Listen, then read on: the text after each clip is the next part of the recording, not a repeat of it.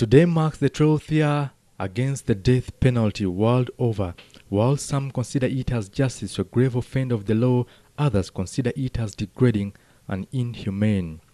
Civil society organizations have been on the loose to demonstrate the Gothic nature of the death penalty, held various functions to commemorate with the rest of the world to denounce the act, calling Parliament to fully abolish that form of punishment. Human rights defenders are making a case for an alternative punishment, which in our view is effective and most desirable, which is life imprisonment. So on this day, we urge all states, all people of goodwill, to join the campaign to abolish the death penalty. Uganda removed the mandatory death penalty but retained the death penalty sentence despite the pressure from human rights defenders. It currently has 28 death penalty applicable crimes for both the civilian and military.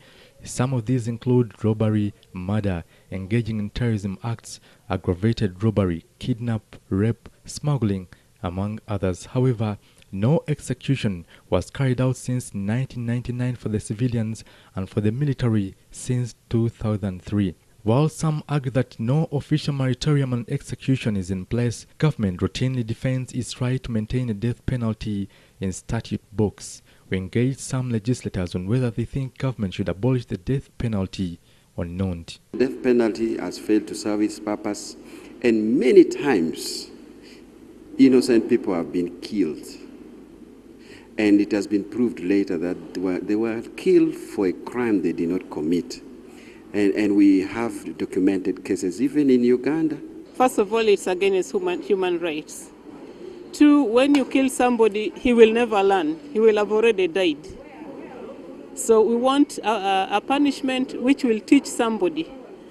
For example, when somebody is taken to prison for life, that is a big lesson.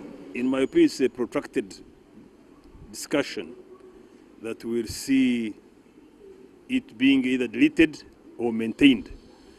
But I'm a strong believer that if you kill somebody, definitely you should also face the same wrath. If the rest of the world is thinking in the direction of abolishing death penalty, then why not Uganda? The debate is all about ensuring that we cannot justify one wrong using another wrong. And we think that the state's duty is to protect the people and their property, but not to execute its citizens. That's why states increasingly are becoming very reluctant. Data from the Uganda Prison Service indicates that currently 506 prisoners on the death row, of which 35 are women. Uganda, in the East African continent, retains the most death-applicable crimes. The last time convicts on death row in Ugandan Prison Service were executed in May 1999, when 28 people were hanged on a single day. This was the highest number of death row convicts to be executed under the interim regime. Before this, 9 convicts were executed and about 5 had also been killed previously. However, some Ugandans convicted on death penalty in the past have been pardoned, among whom Abdurazak Nasulu and Al Fadulu, the Central Province governor in Idi Amin's government.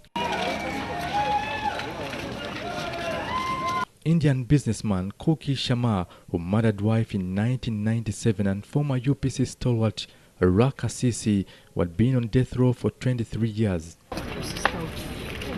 Chris Rakasisi was freed by President Yoweri Museveni on a presidential prerogative of mercy. He says the death penalty should be abolished since many people are executed for false crimes. Death penalty had never been relevant before, today, and even tomorrow. Our traditional African cultures were that if there was, and I think it's still happening in Karamoja, that's why if you go to Luzira, you won't find many Karamajongs on the death row, and yet there are killings there. But it's because they have got their own system of, of settling such issue. That was African in almost African societies. There was never any hanging or spearing somebody in public because he caused the crime. So death penalty should be abolished. Rakasisi was a former minister for security in the late former President Milton Obote was arrested during the 1985 coup of the late General Tito Okello Lutwa. He was on June 30th, 1988 convicted on 6 counts of kidnap with intent to murder and was sentenced to death. Life is too precious to be taken away just like that. He decries the practice. That it is not a punishment. Because you cannot punish a dead person. You punish someone so that he or she can reform. That's what a punishment is all about. Even when you spank your child, you don't want the child to die, but to reform and behave well, isn't it? Now, so the death penalty is not for reformation, it is not for transformation, it is for revenge. Uganda retains its place in a list of 59 countries that maintain the death penalty in both law and practice. Uganda has executed up to 377 people, including one woman, since 1938. President Yoweri Museveni's government with the lion's share, 51 people to death since taking over power in 1986, most recently hanging 27 in 1999. In Africa, 16 countries have abolished the death penalty and greater part of Europe, but a few like Uganda, Kenya, Malawi and Tanzania have maintained the death sentence. Kenya retains the death penalty for 5 offenses and has the highest number of people on the death row in East Africa. In countries like China, the death row was maintained and many Ugandans were arrested in China now on the death row, some of whom George Bosco Tukumisiri is sentenced on October 16, 2002, Robert Baluku sentenced on December 13, 2012, Alfred Sempewo sentenced on February 21, 2011, Bako Maria Piara sentenced on July 5, 2010, Robina Nakato sentenced on March 10, 2011, Sandra Nalumasi sentenced on April 15, 2011, Joseph Molimbi Kazroksky sentenced on June 10, 2011. Saddam Hussein's execution was a global phenomenon viewed by masses around the world, captured on a mobile phone. He was killed by hanging on a gallows. Capital punishment or the death penalty is a legal process whereby a person is put to death by the state as punishment for a crime. The judicial decree that someone be punished in this manner is a death sentence, while the actual enforcement is an execution.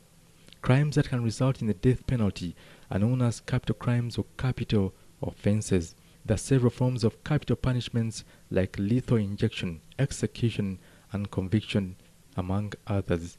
Moses Al Said Dubega, Bahati Remy, NBS Television, Sunset.